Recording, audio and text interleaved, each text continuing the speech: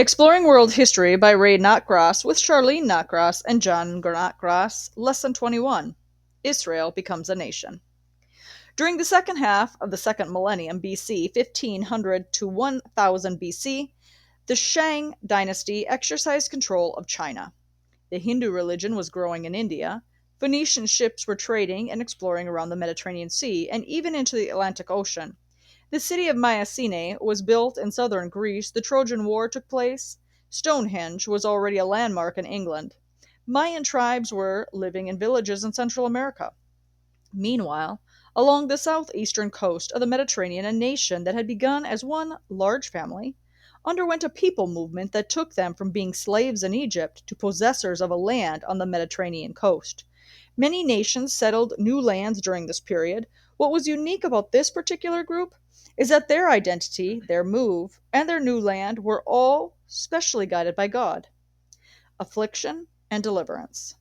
The extended family of Jacob's sons and their children had come to Egypt in peace, and with the approval of Pharaoh. Jacob's son Joseph had been Pharaoh's vizier, and had arranged for his family to move to Egypt during the famine. They lived in the land of Goshen and prospered. After several years, however, a different Pharaoh came to the throne who did not remember Joseph and the agreement by which the sons of Israel had been allowed to live in the land. This new Pharaoh feared the growing number of Israelites. Desiring to show his authority, he subjugated the Israelites to forced labor, requiring them to make bricks for his many building projects. However, the more they were oppressed, the more the Israelites grew. Pharaoh next tried a policy of ethnic cleansing by selective infanticide. He ordered the Hebrews' midwives to kill all the male Israelite children and only let the girls live. This, he might have thought, would give the Israelites fewer potential soldiers. The girls could be intermingled with other slaves, and the potential threat diffused. But the midwives feared God, and they refused to kill the male children, and God blessed the midwives for what they did.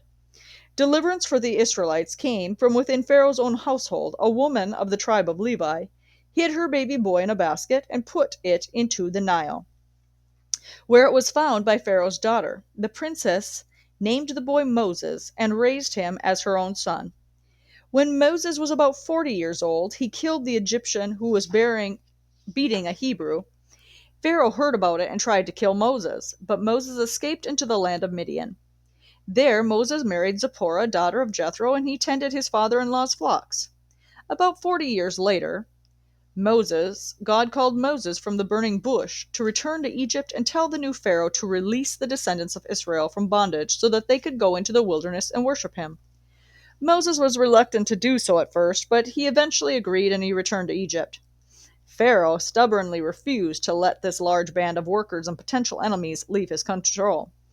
God sent a series of plagues on Egypt, which finally convinced Pharaoh to release them.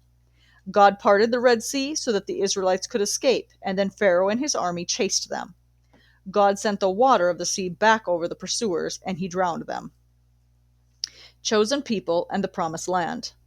In the wilderness, God initiated a covenant in which he declared that he would be the God of the Israelites, and called them to be his people.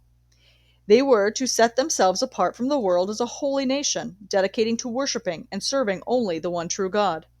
The Lord set forth his law for them to observe, and he gave instructions for building a large tent or tabernacle as the place where they were to worship him. The people agreed to the covenant, but their commitment to it was shaky. Almost immediately they began worshiping a golden calf that Aaron's, Moses' brother, made for them. The Israelites showed lack of faith many times, but especially when they listened to the faithless report of the spies who had searched out the land of Canaan, which God had promised to give them.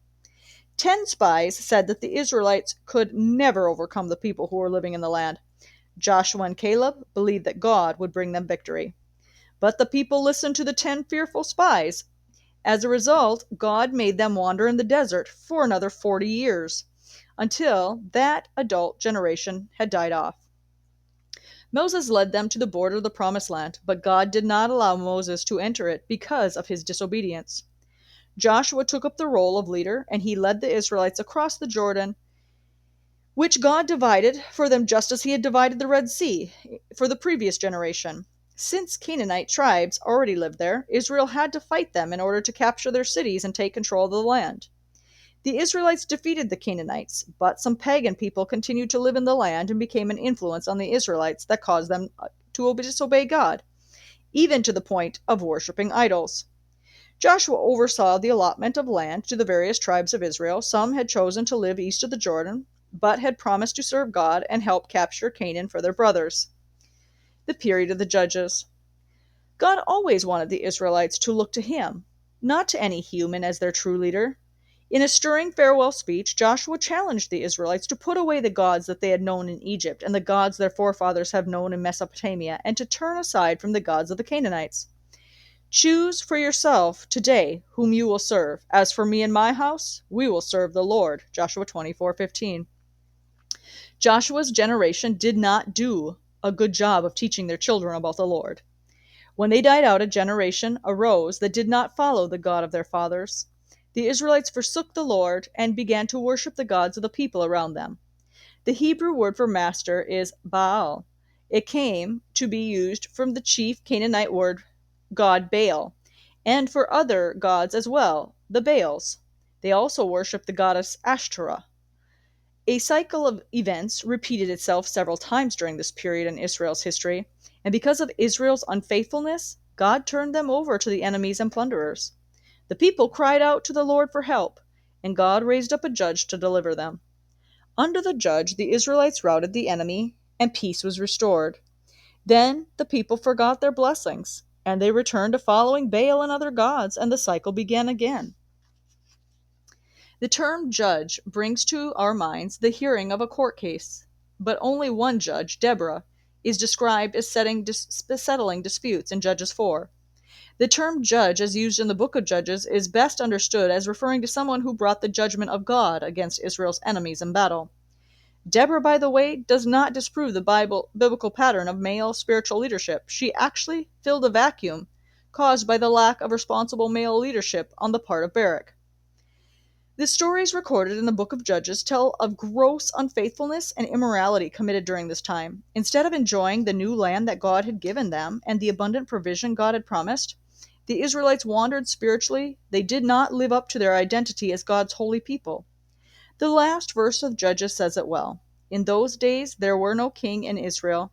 Everyone did what was right in his own eyes. Judges 21:25. Conclusion. The children of Israel did not build pyramids or other structures that still stand today. They did not contribute significant scientific or mathematical advances to mankind's knowledge. Israel did not command a vast territory in a way that served as a model for governing his empire. Instead, the legacy that Israel gave to the world was the knowledge of what it means to live for the one true God. What it means when an individual or a nation does not live this way. As we will see later in this unit, the law that God gave to Moses has had a significant impact on Western legal practices. The inspired writings of the Hebrews have had an influence on our thoughts, our literature, and cannot be measured. God's working with Israel is an important building block in his providing a savior for all the world. These are the reasons why a study of Israel is important, not just for religious history, but for world history in general. Have I not commanded you? Be strong and courageous. Do not tremble or be dismayed, for the Lord your God will be with you wherever you go. Joshua 1:9.